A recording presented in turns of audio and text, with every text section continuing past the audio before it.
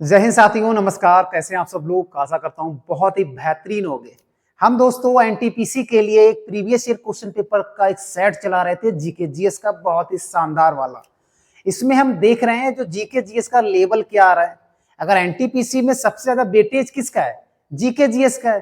तो वेटेज के लिए हमको करना क्या होगा? सबसे पहले प्रीवियस ईयर के प्रश्न देखेंगे तो हमको ये आइडिया लग जाएगा कि सब्जेक्ट से कैसे प्रश्न पूछे जा रहे हैं, कितने अंदर प्रश्न पूछे जा रहे हैं, कितने ऊपर प्रश्न पूछे जा रहे हैं, सिंपल पूछे जा रहे हैं या कठिन पूछे जा रहे हैं। कैसे पता लगेगा हमको? पिछले सालों के प्रश्न देखोगे तभी तो पता लगेगा। कितनी किताबों से प्रश्न बन रहे हैं, कितने करंट अफेयर से प्रश्न बन रहे हैं, हिस्ट्री से कितने बन रहे हैं, ज्योग्राफी, इकोनॉमिक्स, साइंस, पॉलिटी, कितना प्रश्न बन रहा है। तो आइडिया हमको तभी तो लगेगा जब पिछले वर्षों के प्रश्न करेंगे। तो उन्हीं के लिए पिछले वर्षों का हम प्रश्न पेपर लगा रहे हैं। आज ये छठा है, इससे पहले हम 5 करा चुके हैं बहुत शानदार तरीके से। प्रैक्टिस सेट के साथ साथ हम ये भी बताते हैं कि ये प्रश्न आ गया, अब अगली बार कौन सा प्रश्न आने की संभावना है। आप अगर पांचों सेट अगर आपने देखे होंगे तो जरूर आपको हर एक सेट में एक प्रश्न मिलेगा। यानी हमारा जो टारगेट है वो ये है कि 40 प्रैक्टिस सेट में से 35 प्रश्न फंसाना, ये हमारा टारगेट है करंट अफेयर्स को छोड़कर। ठीक है, तो ये जो प्रीवियस ईयर का क्वेश्चन पेपर है ये 3 मार्च 2021 का हम करने वाले हैं। तो चलिए स्टार्ट करते हैं। एकदम भौकाल क्लास होने वाला है। अगर आपने क्लास नहीं देखा है तो पहली बार जुड़ रहे हो ना, तो एक बार देख लो, आप भी कहोगे सर बिल्कुल मजा आ गया क्लास में। ठीक है, चलिए बढ़ते हैं। ये 10 वाली शिफ्ट का पेपर है, 10:30 बजे से 12 बजे के बीच में, उस शिफ्ट का ये पेपर है। और ये 3 मार्च का पेपर है 2021 का। आओ देखते हैं। पहला प्रश्न हमारा दोस्तों बहुत सिंपल सा प्रश्न और बहुत ही अच्छा प्रश्न है हमारा। सहारा मरुस्थल कहां स्थित है? देखो, सहारा मरुस्थल अफ्रीका में स्थित है, सबको पता है। लेकिन यहां पर 2 ऑप्शन है अफ्रीका को लेकर, दक्षिण अफ्रीका और उत्तरी अफ्रीका। तो अफ्रीका का अगर हम मैप बनाए छोटा सा समझने के लिए मैप बनाए, तो ये अफ्रीका का मैंने मैप बना दिया। तो अफ्रीका में इस वाले जो भाग है, ये वाला जो भाग है, यहां पर पड़ता है सहारा मरुस्थल।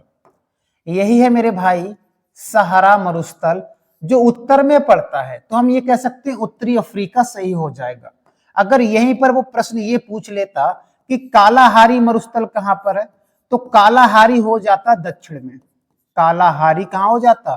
दक्षिण में हो जाता, तो ये प्रश्न सही हो जाता। और जो सहारा मरुस्थल है ना भाई, ये सहारा मरुस्थल है ना, ये विश्व का सबसे गर्म मरुस्थल है। विश्व का अगर प्रश्न आया, विश्व का सबसे गर्म मरुस्थल कौन सा है, गर्म मरुस्थल कौन सा है, तो हमारा आंसर हो जाएगा सहारा। अगर ये प्रश्न पूछा कि मेरे भाई ये बताओ कि विश्व का सबसे बड़ा मरुस्थल, उसने ना तो ठंडा पूछा और ना ही गर्म पूछा, तो कौन सा हो जाएगा? टॉप पर नंबर 1 पर हो जाएगा अंटार्कटिका। कौन सा हो जाएगा? अंटार्कटिका पहले पर हो जाएगा और दूसरे पे हो जाएगा आर्कटिक। ठीक है, और तीसरे पे हो जाएगा फिर सहारा। ठीक है, अगर गर्म पूछेगा तो सहारा ही हो जाएगा। ये प्रश्न ऐसे ही आते हैं और कई बार एग्जाम में पूछे जाते हैं। 2 प्रश्न और याद रखेंगे। अंटार्कटिका एक महाद्वीप भी है, याद रखेंगे क्या है? एक महाद्वीप भी है और महासागर भी है। ठीक है, महासागर भी है। यहां पर जनसंख्या सबसे कम रहती है, जनसंख्या है ही नहीं, ना के बराबर है। यहां पर केवल रिसर्च सेंटर है। क्या है? रिसर्च सेंटर है यहां पर, याद रखेंगे। और भारत के यहां पर 3 हैं, एक का नाम हो जाएगा गंगोत्री, और एक का नाम हो जाएगा मैत्री, और एक का नाम हो जाएगा भारती। ये तीनों रिसर्च सेंटर अंटार्कटिका में है। ये चीजें याद रखेंगे। आर्कटिक सबसे छोटा महासागर अगर पूछा जाएगा, विश्व का सबसे छोटा महासागर की बात आएगी तो ये ऑप्शन बिल्कुल सही हो जाएगा, आर्कटिक महासागर। ठीक है, यहां पर कुछ प्रश्न की हम और बात करते हैं। अगर ये ऑस्ट्रेलिया को लेकर आता, ऑस्ट्रेलिया में कौन कौन से मरुस्थल हैं, तो उनके नाम मैं यहां पर लिख देता हूं, ताकि एग्जाम में हो सकता है अगली बार ऑस्ट्रेलिया को लेकर ही प्रश्न आ जाए। देखते हैं। तो यहां से हम स्टार्ट करते हैं ऑस्ट्रेलिया के बारे में। सबसे बड़ा मरुस्थल कौन सा है? ऑस्ट्रेलिया का सबसे बड़ा। ठीक है, तो आंसर होगा विक्टोरिया। क्या हो जाएगा? विक्टोरिया। ठीक है, विक्टोरिया हो गया पहला और सबसे बड़ा भी है। दूसरा देखते हैं सैंडी, ग्रेट सैंडी। क्या आंसर हो जाएगा? Great sandy. Great sandy desert का नाम याद रखेंगे। तीसरा हो जाएगा सिम्पसन। चौथा याद रखेंगे गिब्सन। कहने का मतलब ये चारों जो मरुस्थल हैं ये गर्म मरुस्थल हैं, इनको याद रखने हैं। ठीक है, तो ये कुछ प्रश्न है मरुस्थल को लेकर। अगर मान लो प्रश्न ये आ गया कि मेरे भाई बताओ कि एशिया का सबसे बड़ा मरुस्थल कौन सा? एशिया महाद्वीप का। किसका? एशिया महाद्वीप का सबसे बड़ा मरुस्थल बताओ मेरे भाई। ठीक है, एशिया महाद्वीप का सबसे बड़ा, तो यहां से रखेंगे गोबी। गोबी मरुस्थल का सबसे ज्यादा भाग मंगोलिया देश में है। कौन सा है? मंगोलिया देश में है। थोड़ा सा भाग इसका चाइना में भी पड़ता है, ये भी साथ में हम याद रखेंगे। और आपको पता है कि इंडिया में थार डेजर्ट है जहां पर सबसे ज्यादा लोग निवास करते हैं। जनघनत्व के मामले में देखा जाए तो थार मरुस्थल हो जाएगा। तो इतने सारे प्रश्न अगर हमको याद हैं, अब आप देखो हमारा एक मरुस्थल से प्रश्न पूछा गया और मरुस्थल से आने वाले बहुत सारे प्रश्न मैंने आपको बता ही दिए, तो ये सारा याद रखेंगे। ठीक है, बाकी नेक्स्ट बढ़ते हैं। प्रश्न है कि 11वीं पंचवर्षीय योजना, ठीक है, के अनुसार सकल घरेलू उत्पाद की लक्षित वार्षिक औसत विकास दर कितनी थी? 11वीं पंचवर्षीय योजना पूछ रहा है। हो सकता है अगली बार ये पूछ ले कि 11वीं पंचवर्षीय की योजना कब से कब तक थी। 11वीं ना पूछे, 5वीं पूछ ले, 6वीं पूछ ले, तो उस पर बात कर लेते हैं। चलो यहां पर तो इसका आंसर तो 9 हो जाएगा। हम देखते हैं पहला, ठीक है, पहली पंचवर्षीय योजना, फिर देखेंगे हम दूसरी पंचवर्षीय योजना, फिर देखेंगे तीसरी पंचवर्षीय योजना, उसके बाद आ जाता है अवकाश। ठीक है, अवकाश के बाद हो जाता है चौथी पंचवर्षीय योजना। ठीक है, चौथी के बाद हम देखेंगे पांचवी, पांचवी के बाद फिर आ जाता है हमारा अनवरत योजना। ठीक है, फिर हो जाएगा छठी, फिर हो जाएगा सातवीं, सातवीं के बाद फिर 2 वर्ष का अवकाश, अवकाश। ठीक है, और सातवीं के बाद फिर हो जाएगा 8वीं, फिर हो जाएगा 9वीं, फिर हो जाएगा 10वीं, फिर हो जाएगा 11वीं। ठीक है, फिर हो जाएगा 12वीं। आओ देख लेते भैया कौन कौन सी कब होती है। चलो, जो पहली पंचवर्षीय योजना होती है 5 वर्ष की होती है, तभी बोला पंचवर्षीय योजना है। तो पहली होती है 1951 से 1956 के बीच में पहली होती है। दूसरी कब होती है? तो आप कहेंगे 1956 से 1961 के बीच में होती है। तीसरी कब होती है? तो आप कहेंगे 1961 से 1966 के बीच में होती है। बाकी 3 वर्ष का अवकाश हो गया, यानी 3 वर्ष यहां पर लिख सकते हैं, 3 वर्ष का अवकाश बीच में आ गया था। उसके बाद बात करेंगे 1969 से और 1974। ठीक है, 74 तक हो गया हमारा चौथी पंचवर्षीय योजना। पांचवी की बात करेंगे तो 1974 से और 1978 तक चली थी। ये 4 वर्ष चली थी। कितने वर्ष चली थी? ये 4 वर्ष चली थी। फिर 2 वर्ष का अवकाश हो गया, यानी 2 वर्ष यहां लिख सकते हो। कितना हो गया? 80। छठी कितना हो जाएगा? तो आप कहोगे 1980 से और 1985 तक। ठीक है, 1985 तक याद रख लेंगे। सातवीं की बात करेंगे तो 1985 से और 1990। ठीक है, याद रख लोगे। 2 वर्ष का यहां पर फिर अवकाश देखा गया है। कब से कब? तो आप कहेंगे 1991 और 1992। ठीक है, ये 2 वर्ष का। यहीं पर एलपीजी मनमोहन, जो डॉक्टर मनमोहन सिंह थे, उन्होंने एलपीजी का यहाँ पर निर्माण किया था। ठीक है, वो देखेंगे, निजीकरण वगैरह यहाँ लाए थे। तो 2 वर्ष का हो गया, तो यहाँ पर हो जाएगा 1992 से और 1997। 8वीं हो जाएगा, 9वीं हो जाएगा 1997 से और 2002। ठीक है, 10वीं हो जाएगा 2002 से और 2007, यहाँ पर 7 लिख सकते हैं केवल, 11वीं हो जाएगा 2007 से और 2012, और 12वीं हो जाएगा 2012 से और 2017। तो ये टोटल पंचवर्षीय योजनाएं हो गई। मान लो कभी भी हमारे एग्जाम में कोई प्रश्न आया पंचवर्षीय योजना को कि पहली कब हुई, दूसरी कब हुई, तीसरी कब हुई, बहुत आसानी से हम बता सकते हैं। कुछ प्रश्न यहां पर और देख लेते हैं। जो पहली पंचवर्षीय योजना थी इसका मॉडल क्या था, कृषि। दूसरी क्या थी, तो आप कहोगे उद्योग, ठीक है। और तीसरी में क्या था, तीसरी में दोनों को मिक्स कर दिया, उद्योग और कृषि दोनों को इनको मिक्स कर दिया, ये उद्देश्य था, याद रखेंगे। और आपको पता है पंचवर्षीय योजना के बारे में सेपरेट मैंने एक वीडियो बनाया हुआ है, लगभग 1 घंटे का है, उसमें सारा कुछ बताया गया है, ठीक है। अगर वहां से देखना चाहो तो वहां से भी आप देख सकते हो। बाकी नेक्स्ट बढ़ते हैं। सिख धर्म के पहले गुरु कौन थे? अब देखो सिख धर्म में टोटल गुरुओं की संख्या है 10। कितनी है? 10। तो ये भी पूछ सकता है कि पहले कौन से थे, दूसरे कौन से थे, तीसरे, चौथे, पांचवे, कुछ भी पूछ सकता है। तो हम कैसे याद रखेंगे 10 को 10? तो इसके लिए आपको एक ट्रिक याद रखना है। ट्रिक का नाम क्या है? ट्रिक का नाम हम यहां पर बता देते हैं। ट्रिक का नाम है नारा H3TG। अब आप कहोगे ये क्या लिख दिया आपने, तो ये ट्रिक है। ट्रिक कैसे? नारा H3TG। देखो 1 2 3 4 5 और 3 8 9 10, 10 नाम हो गए। अब देखते हैं इन 10 नामों को कैसे देखते हैं। ना से हो जाएगा, यहां पर नंबर 1 लिख दे, ना से हो जाएगा गुरु नानक जी। क्या हो जाएगा? गुरु नानक जी हो जाएगा। दूसरे नंबर पर क्या हो जाएगा? ए से, तो याद रखेंगे अंगद, गुरु अंगद जी। क्या हो जाएगा? गुरु अंगद जी। तीसरे ए से क्या हो जाएगा?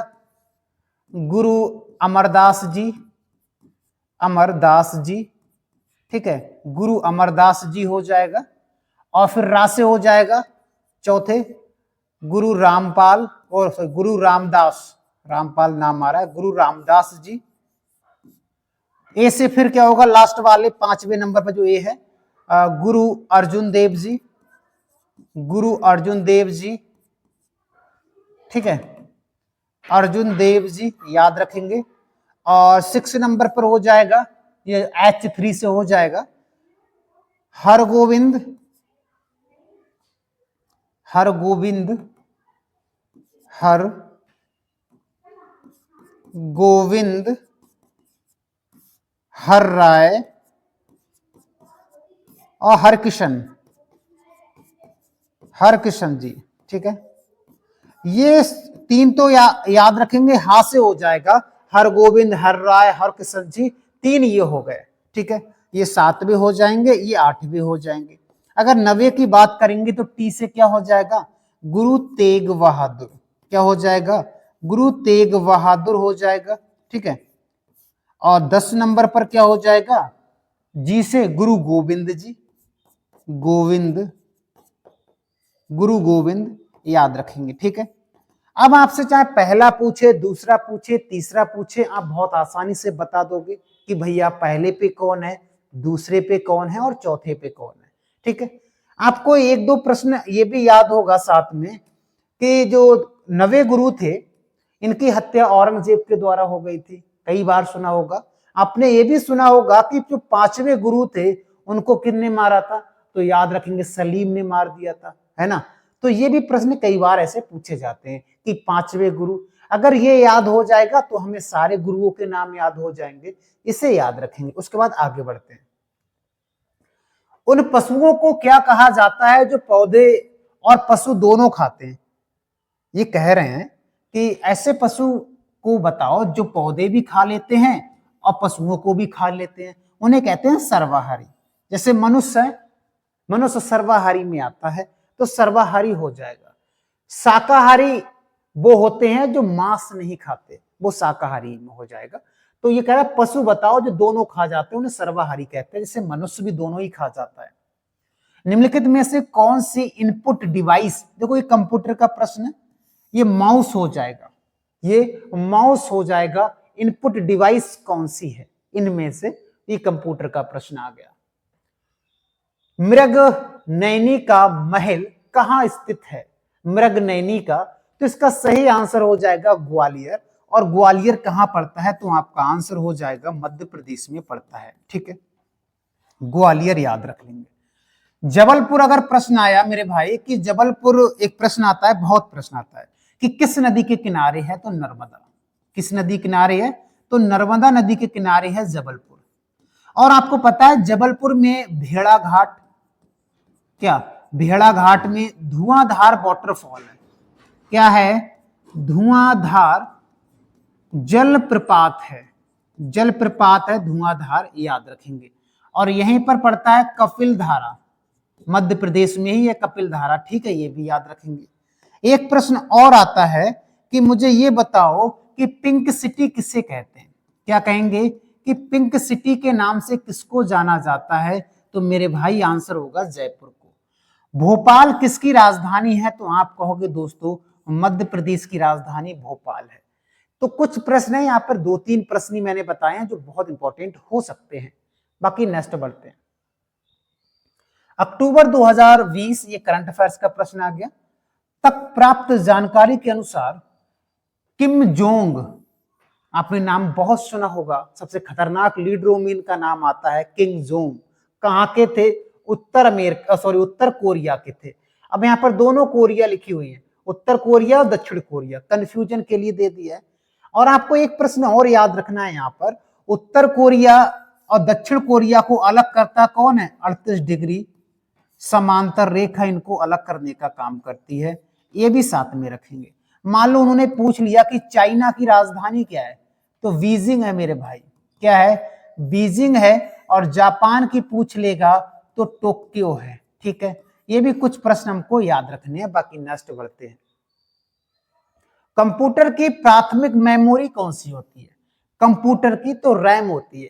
अगर आप कंप्यूटर लेने कभी जाते हो तो हम क्या कहते हैं? भैया रैम दिखा दो, कितना रैम है भाई इसमें, ये बताओ, तभी तो स्पीड चेक कर पाओगे। इसमें जितना अधिक रैम होगा उतना स्पीड से चलेगा, तो रैम हो जाएगा। ये प्रश्न कंप्यूटर का दूसरा प्रश्न आ गया। इनमें से किसे मिसाइल मैन ऑफ इंडिया के नाम से जाना जाता है? तो हमारा आंसर हो जाएगा, सबको पता है भैया, डॉक्टर एपीजे अब्दुल कलाम को मिसाइल मैन के नाम से भी जानते हैं। ठीक है, ये याद रखेंगे। नेक्स्ट प्रश्न है, why I am a Hindu के पुस्तक कौन है? तो शशि थरूर हैं, याद रखेंगे। अगर कभी ये पूछा जाए हाफ गर्लफ्रेंड, हाफ गर्लफ्रेंड के लेखक कौन है? तो हमारा आंसर हो जाएगा चेतन भगत। ये हाफ गर्लफ्रेंड, पूरी गर्लफ्रेंड है, सारा यही लिखते हैं ऐसी पुस्तकें। इसका नाम हो जाएगा चेतन भगत, याद रखेंगे। नेक्स्ट प्रश्न हो जाएगा, कैंडली उत्सव में आयोजित किया जाता है, यानी किस राज्य में आयोजित किया जाता है? तो हमारा यहाँ पर आंसर हो जाएगा वेस्ट बंगाल, पश्चिम बंगाल। ठीक है, अगर ये कहें कि ये राजस्थान में बताओ कोई उत्सव या कोई नृत्य वगैरह किया जाता है, तो बहुत सारे से घूमर वगैरह किया जाता है, कोई दिक्कत नहीं। यहां से प्रश्न ये आ सकता है वेस्ट बंगाल से, ये 3 देशों को टच करता है। ये वेस्ट बंगाल देश है, वो वेस्ट बंगाल जो राज्य है वो 3 देशों को टच करता है। 3 देश कौन कौन से हो जाएंगे? एक तो बांग्लादेश, आपको पता है टच करता है ना बांग्लादेश से, एक तो बांग्लादेश, दूसरा हो जाएगा नेपाल, और तीसरा हो जाएगा भूटान। इनको टच करता है मेरे भाई वेस्ट बंगाल। ठीक है, याद रखेंगे। और आपको पता है सबसे बड़ा जो डेल्टा है वो इसी क्षेत्र में पड़ता है, डेल्टा, सुंदरबन का डेल्टा। आगे प्रश्न आएगा, तो इसका आंसर तो पश्चिम बंगाल हो जाएगा, तो आंसर सही वेस्ट बंगाल। नेक्स्ट बढ़ते हैं। टाटा इंडस्ट्री या इंस्टीट्यूट ऑफ फंडामेंटल रिसर्च कहां पर है?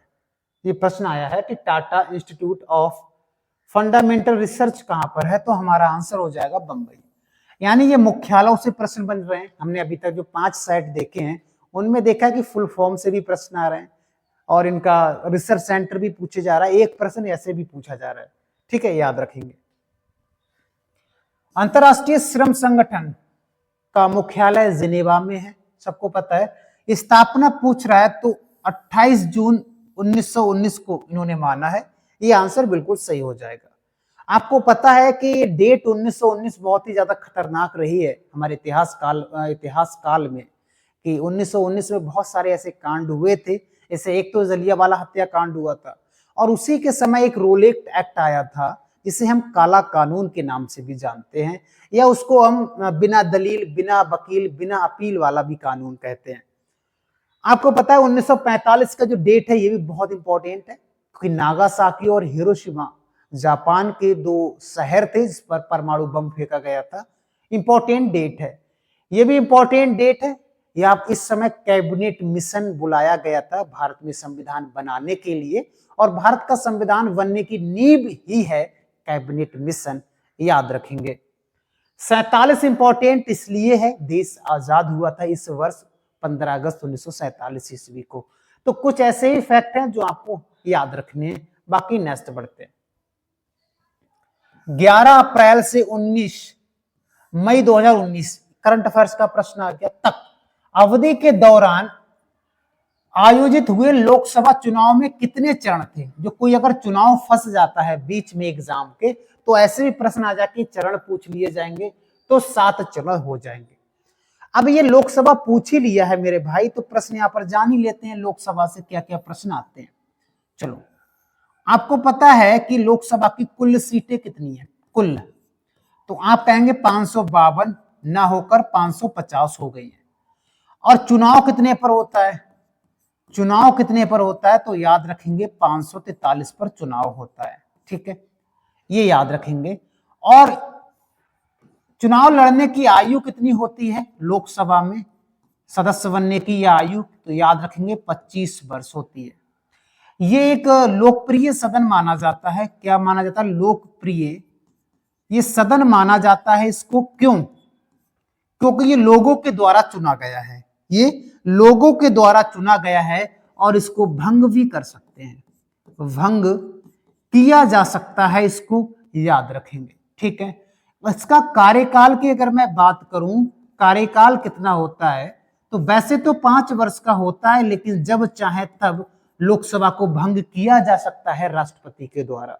यह भी साथ में हमें याद रखना है। ठीक है, लोकसभा का आर्टिकल की बात करूं मैं, तो एक ट्रिक बताई थी मैंने, सरल। क्या बताई थी, सरल।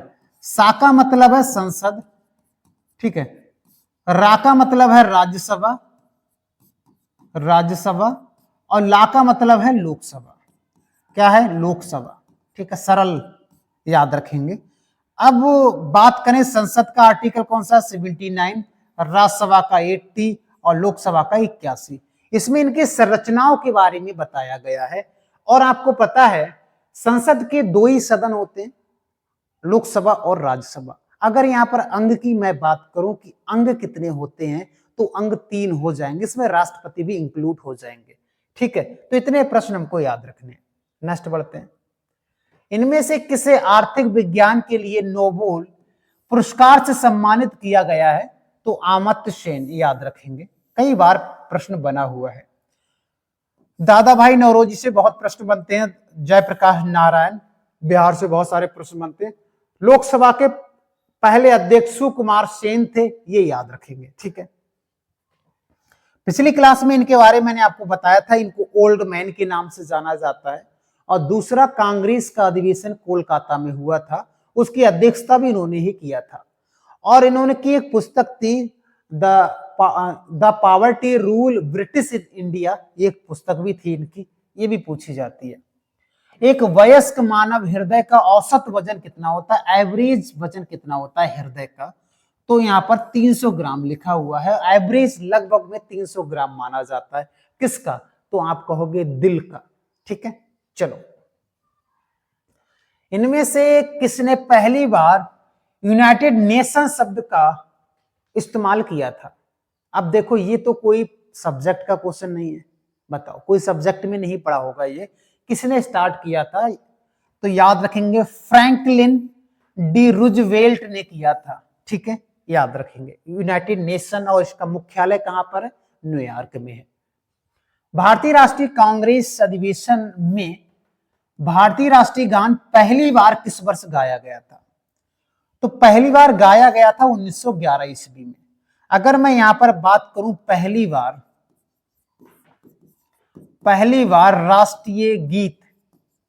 राष्ट्रीय गान हो गया, राष्ट्रीय गीत कब गाया गया था? तो 1896 ईस्वी में गाया गया था, यह भी याद रखेंगे। अगर पूछा जाएगा पहली बार झंडा कब फहराया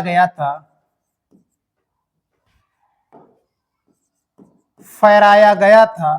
तो आपका आंसर होगा 1929 ईस्वी में रावी नदी के तट पर पहली बार लहराया गया था। अगर आपसे पूछा जाएगा, ये तो हो ही गया, कि मार्ले मिंटो सुधार अधिनियम कब आया था? क्या पूछा जाएगा? मार्ले मिंटो सुधार अधिनियम कब आया था? तो हमारा आंसर हो जाएगा 1909 का, याद रख लेंगे।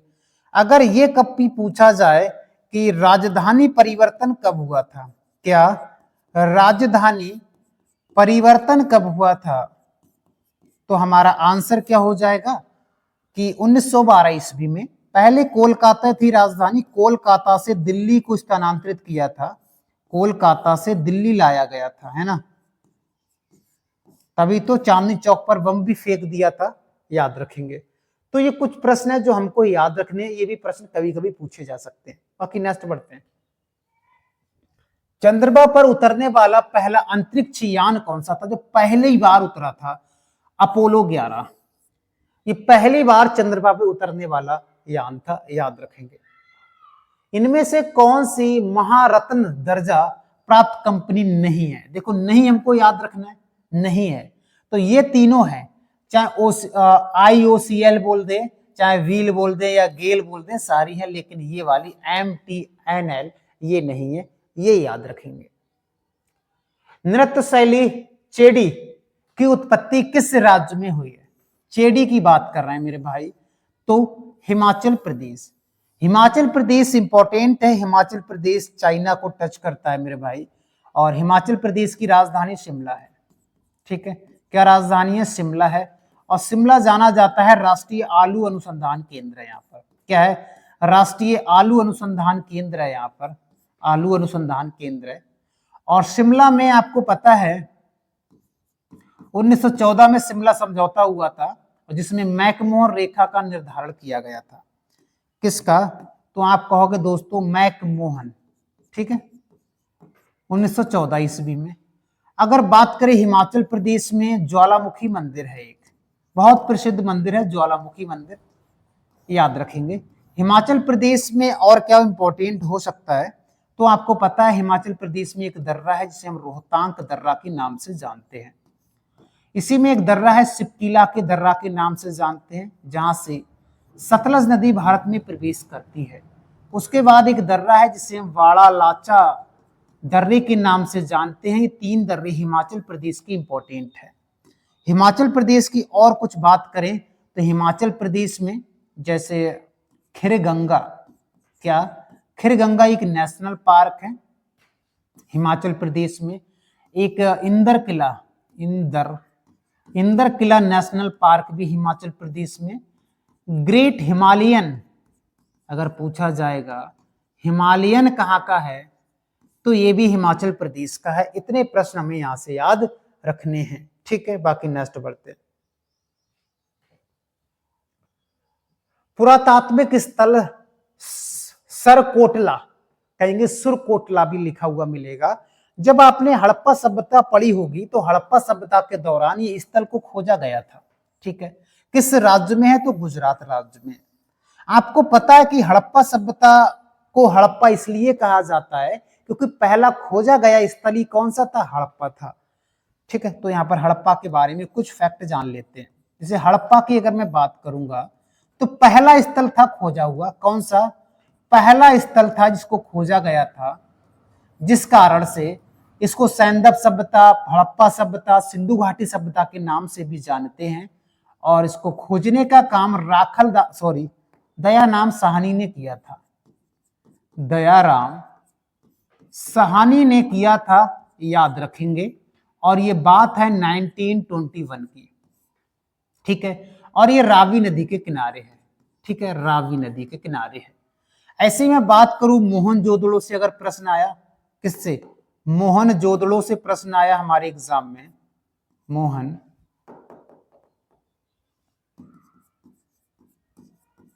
मोहनजोदड़ो से अगर प्रश्न आया हमारे एग्जाम में, बताओ भैया, तो हमारा आंसर क्या हो जाएगा कि ये दूसरा स्थल था खोजने वाला, दूसरा स्थल खोजा गया था ये, और इसका राखल दास बनर्जी के द्वारा ये खोजा गया था, और ये अगले ही वर्ष खोजा गया था, और ये सिंधु नदी पर है। ठीक है, ये सिंधु नदी पर है। अगर मैं इसकी ये बात करूं कि हड़प्पा सभ्यता का जो आकार था, अगर ये प्रश्न आया कि आकार कैसा था, तो आप कहेंगे त्रिकोणीय था। कैसा था? त्रिकोणीय था, त्रिभुज कह सकते हैं, त्रिभुजाकार था, त्रिकोणीय था, यानी इस प्रकार से था, याद रखेंगे। ठीक है, बाकी नेक्स्ट बढ़ते हैं। भारत में सिजदा प्रथा की शुरुआत किसने की? हिस्ट्री में जब आप पढ़ते हो दिल्ली सल्तनत, और दिल्ली सल्तनत में एक राजा का नाम आपने सुना होगा, इसका नाम था बलबन। बहादुर भी था और डरपोक भी था। कहते थे कि प्रत्येक दिन ही अलग अलग कमरों में सोता था, लौह रक्त की नीति अपनाई थी, और जो भी उस समय संस्था चल रहे थे, जैसे तुर्के चहलगानी 40 सरदारों का दल चल रहा था, उसको खत्म किया था इसने, कई सारे बदलाव किए थे उस समय, और इन्होंने ही सिजदा और पाबोस, सिजदा का मतलब होता है सिर झुकाकर राजा को सलाम ठोकना, पाबोस का मतलब होता है राजा के पैर को चूमना, पाबोस कहलाता है। तो वही पूछा कि सिजदा, तो बलबन का नाम आपका सही हो जाएगा। और याद रखेंगे नौरोज जो उत्सव था वो बलबन के द्वारा ही चलाया गया था, ये भी याद रखेंगे। कुतुबुद्दीन ऐबक से अगर प्रश्न बने तो इनको लाख बख्श कहा जाता है, इनको कुरान खां कहा जाता है, गुलाम वंश के पहले संस्थापक थे ये, और इनकी राजधानी लाहौर थी। लेकिन वास्तविक संस्थापक पूछा जाएगा तो इल्तुतमिश हो जाएगा। गुलामों का गुलाम किसे कहते हैं तो भी इल्तुतमिश हो जाएगा, ये भी याद रखेंगे। और पहली महिला शासिका कौन बनी थी? तो रजिया सुल्तान, ये भी साथ में याद रखेंगे। आगे बढ़ते हैं। स्वतंत्र भारत के पहले गवर्नर जनरल कौन थे? तो लॉर्ड माउंटबेटन। आपको पता है अगर ये कभी प्रश्न आया कि भारत और पाकिस्तान का विभाजन किस योजना के तहत हुआ था, तो हमारा आंसर होगा लॉर्ड माउंटबेटन योजना के आधार पर हुआ था। लेकिन अगर यहां पर यह प्रश्न आ जाता कि भारतीय गवर्नर जनरल कौन थे स्वतंत्र भारत के, स्वतंत्र भारत के भारतीय गवर्नर जनरल कौन थे, तो हमारा आंसर सी राजगोपालाचार्य हो जाता, बिल्कुल सही। ठीक है, ये याद रखेंगे। बाकी नेक्स्ट बढ़ते हैं। भारत की संविधान सभा की पहली बैठक कब आयोजित की गई थी? पहली बैठक के बारे में बात कर रहे हैं, सबको पता है 9 दिसंबर 1946 ईस्वी को। कहां की गई थी? तो दिल्ली में की गई थी। ठीक है, और इसके अस्थायी अध्यक्ष इस समय चुने गए थे, क्योंकि पहली थी, फ्रांस मॉडल पर यह आधारित थी, और इसके अस्थायी अध्यक्ष किसको चुना गया था? तो हमारा आंसर हो जाएगा सच्चिदानंद सिन्हा। क्या? सच्चिदानंद सिन्हा, याद रखेंगे, ये हमारा आंसर सही हो जाएगा।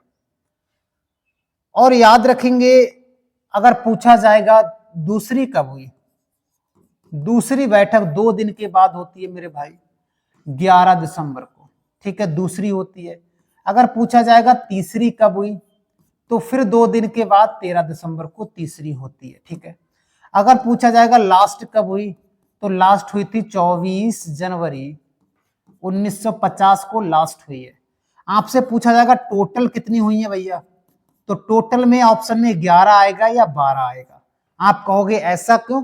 अगर अंतिम वाली को काउंट किया जाएगा तो 12 हो जाएगा, लेकिन कुछ अन्य स्रोतों में यह कहा गया है कि जो लास्ट वाली बैठक हुई थी उसी दिन सभी लोगों ने हस्ताक्षर कर दिए थे, और उसी दिन से मान लिया गया भारत के प्रथम राष्ट्रपति चुन लिए गए, प्रधानमंत्री चुन लिए गए, सबने सिग्नेचर करके ओके कर दिया। लेकिन हमको 26 जनवरी को पूर्ण रूप से लागू भी किया था संविधान को 2 दिन के बाद। तो ये 11 भी ऑप्शन आएगा या 12, दोनों में से एक ही ऑप्शन आएगा। आप ये मत दिमाग लगाना कि सर इन दोनों आएंगे, दोनों नहीं आएंगे। तो इसमें स्थायी अध्यक्ष चुना गया था। स्थायी अध्यक्ष कौन थे? डॉक्टर राजेंद्र प्रसाद। ठीक है, डॉक्टर राजेंद्र प्रसाद को स्थायी अध्यक्ष चुना गया था। और तीसरी बैठक की बात करेंगे तो जेएल नेहरू ने इस बैठक में उद्देश्य प्रस्ताव पेश किया था। क्या किया था? उद्देश्य प्रस्ताव। तो प्रश्न ये आ सकता है कि उद्देश्य प्रस्ताव किसने पेश किया था, कब पेश किया था, और उद्देश्य प्रस्ताव को मंजूरी कब मिली थी? क्या मंजूरी कब मिली थी? तो हमारा आंसर हो जाएगा 22 जनवरी 1947, ठीक है, को मंजूरी मिल गया था। और यही उद्देश्य प्रस्ताव आगे चलकर प्रस्तावना बना। क्या बना? प्रस्तावना बना, याद रखेंगे, ठीक है। इतने प्रश्न यहां से याद रखने, बाकी नेक्स्ट बढ़ते हैं तो बहुत सारे। प्रोटोप्लाज्मा या प्लाज्म शब्द किसने गढ़ा या किसने कहा था? तो जोहान एविजिट पुरकिंजे, याद रख लेंगे, ये कई बार प्रश्न आता है, किसने किया? तो जोहान पुरकिंजे, ऐसे याद रख लेंगे, काम हो जाएगा। प्रोटोप्लाज्म, ठीक है। नेक्स्ट, इंदिरा गांधी अंतरराष्ट्रीय हवाई अड्डा कहां पर है? भारत का सबसे बड़ा अंतरराष्ट्रीय हवाई अड्डा ये इंदिरा गांधी, जो दिल्ली में है, ठीक है। नेक्स्ट प्रश्न है, चौरा चौरी कांड किस वर्ष हुआ था? अब आपको, अगर आपने सभी प्रैक्टिस सेट देखे होंगे तो लगभग मैंने 5 बार बताया होगा, और ये प्रश्न पहली बार आया है, लेकिन मैं बता 5 बार पहले ही चुका हूं। तो मैंने आपसे बोला ना, अगर आप एनटीपीसी का सच में सीरियस स्टूडेंट हैं, तैयारी कर रहे हैं, तो ये वीडियो आपके लिए एक रामबाण सिद्ध हो जाएगी। क्योंकि हम क्या कर रहे हैं, उसी क्वेश्चन के अगल बगल वाले प्रश्न कर रहे हैं, ताकि हो सकता है ये ना कि अगली बार दूसरा आ जाए, तीसरा आ जाए, चौथा आ जाए, पांचवा आ जाए, तो हम हर प्रश्न में जो लगभग उसका विश्लेषण करने लायक होता है, तो उसे 10-10 प्रश्न, 5-5 प्रश्न भी बता रहे हैं। मैंने बोला हर एक सेट आप मुझसे देखो, और अगले सेट में आप देखोगे 1-2 प्रश्न जरूर देखा जाएगा या देखने को मिलेगा, ठीक है। तो ये उद्देश्य है हमारा कि प्रश्न फंसे और यहीं से फंस जाएं, कहीं जाने की जरूरत ना पड़े। तो कह रहा है कि चौरा चौरी कांड किस वर्ष होता है? तो हमारा आंसर होगा 4 फरवरी 1922 ईस्वी में होता है, गोरखपुर में। हो सकता है अगली बार शहर पूछ ले, किस शहर में होता है? गोरखपुर में होता है। क्यों हुआ था? तो याद रखेंगे, एक पुलिस थाना जला दिया था या चौकी जला दी थी, कई सारे हवलदार जल गए थे, और एक इंस्पेक्टर या दरोगा जिसे कहते हैं वो भी जल गया था। याद रखेंगे, इसके बाद क्या हुआ था? जो असहयोग आंदोलन चल रहा था, असहयोग आंदोलन चल रहा था मेरे भाई, 1920 ईस्वी में गांधी जी ने स्टार्ट किया था, इसको वापस ले लिया गया।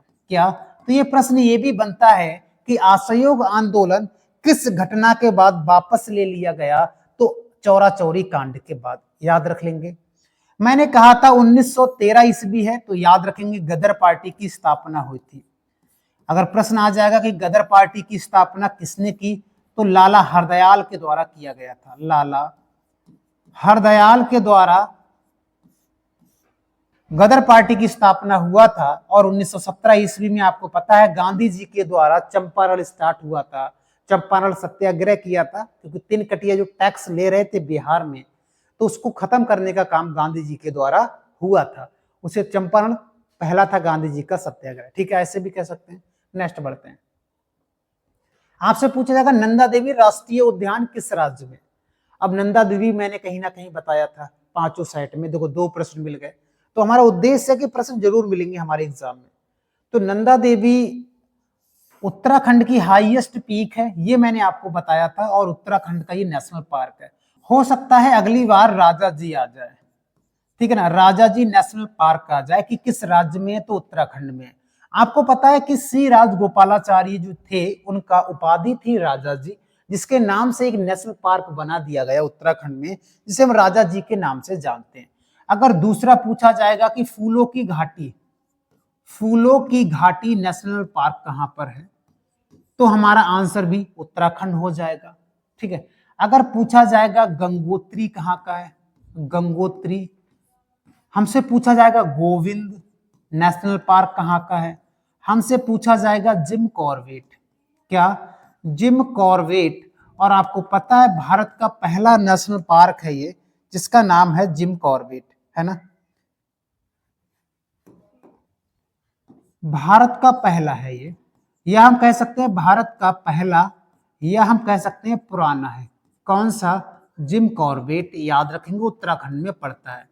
1936 ईस्वी में इसकी स्थापना किया गया था, हेली नेशनल पार्क के रूप में, हेली नेशनल पार्क के रूप में इसकी स्थापना किया गया था मेरे भाई, ठीक है। और वर्तमान में इसको हम रामगंगा नेशनल पार्क के नाम से जानते हैं, रामगंगा नेशनल पार्क के नाम से इसको जानते हैं, हमको याद रखना है, ठीक है। जिम कॉर्बेट के बारे में इतने प्रश्न याद रखेंगे। उत्तराखंड की अगर बात करें, सॉरी उत्तर प्रदेश की अगर मैं बात करूंगा तो एक दुधवा नेशनल पार्क बहुत इंपॉर्टेंट है जो लखीमपुर खीरी में पड़ता है। बिहार में बात करेंगे तो वाल्मीकि बहुत इंपॉर्टेंट है, वाल्मीकि, ठीक है। वाल्मीकि नेशनल पार्क बिहार में पड़ता है। और मध्य प्रदेश भी लिखा है तो यहाँ पर भी बहुत इंपॉर्टेंट है कान्हा। हालांकि पुराने भी प्रैक्टिस सेट में हम बता चुके हैं, कान्हा हो गया, सतपुड़ा नेशनल पार्क हो गया, पन्ना नेशनल पार्क हो गया, बांधवगढ़ नेशनल पार्क हो गया, ठीक है ना, बांधवगढ़ नेशनल पार्क हो गया, माधव नेशनल पार्क हो गया, कूनो पालपुर नेशनल पार्क हो गया, कूनो पालपुर, ठीक है ना। ये कई सारे नेशनल पार्क है जो मध्य प्रदेश में पड़ते हैं, ये भी साथ में हमें याद रखना है, ठीक है। चलिए ऐसे आगे बढ़ते हैं।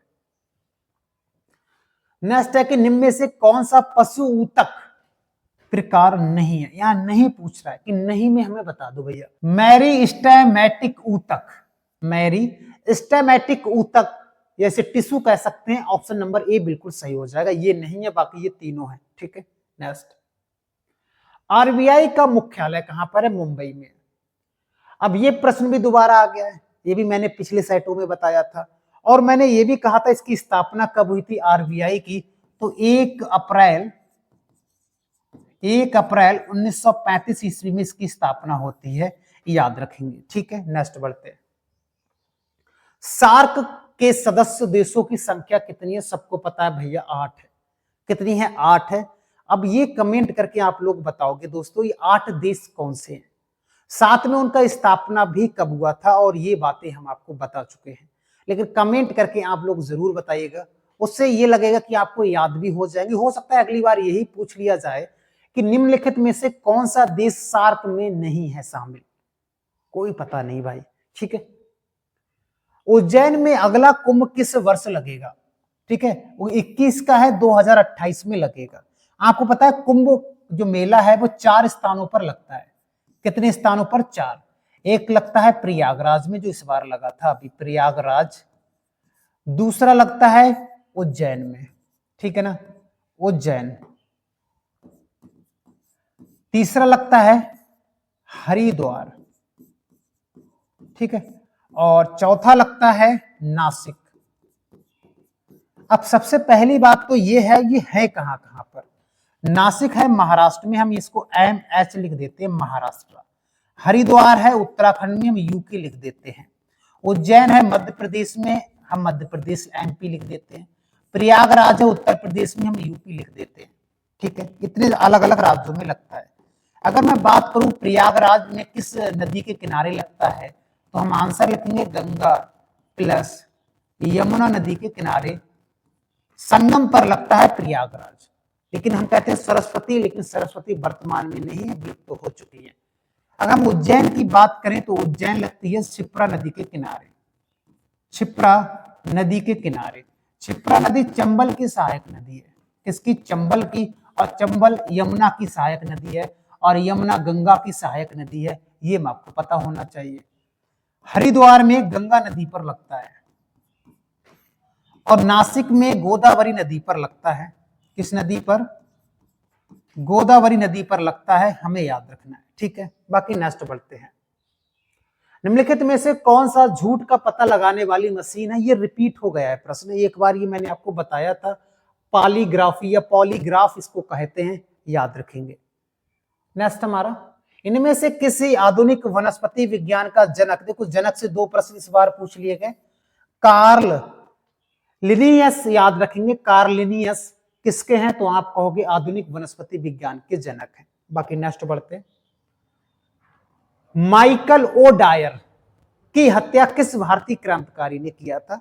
आपको पता है माइकल ओ डायर ने ही जो जलियांवाला हत्याकांड हुआ था 13 अप्रैल 1919 को हुआ था ना, इसमें गोली चलाने का आदेश किसने दिया था?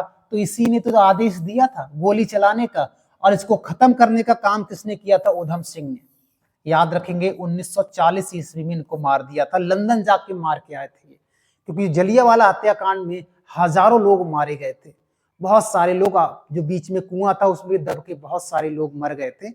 तो बदला लेने के लिए उधम सिंह गए थे भैया लंदन, और वहां 1940 ईस्वी में मार कर आए थे, याद रखेंगे। और तभी उत्तराखंड में एक जिला भी है उत्तराखंड में, उधम सिंह, याद रखेंगे। ठीक है, चलो, तो इतने सारे प्रश्न हमको याद रखने, और ये था लास्ट क्वेश्चन आज का। और इसका पीडीएफ आपको चाहिए तो पीडीएफ के लिए आप हमारा टेलीग्राम चैनल को ज्वाइन कर लेना, वहां पर प्रॉब्लम बताने के लिए है वो। अगर पीडीएफ चाहिए तो आपको वेबसाइट या गूगल पर सर्च करना होगा gsbyvisnusir.com, जो साइट आएगा वहां पर क्लिक करने के बाद अपना जीमेल आईडी बना लेना और आप वहां से खोल लेना, और वहां नोट्स ऑप्शन आएगा, उसको क्लिक करने के बाद आपको नोट्स मिल जाएगा। अगर मान लो आपको नहीं मिला तो आप कमेंट करके भी मुझे बता सकते हैं, फिर मैं आपको बताऊंगा आपको आगे क्या करना है। टेलीग्राम को ज्वाइन इसलिए करना है कि वहां पर बहुत सारी सूचनाएं मिलती रहती हैं, कुछ भी आपकी प्रॉब्लम है वो मुझे शेयर कर दो यहाँ पर कमेंट के माध्यम से, ऐसा भी चलता है। ठीक है, तो ये थे सारी चीजें, बाकी मिलते हैं नेक्स्ट वीडियो में। आज के लिए इतना ही। जय हिंद दोस्तों।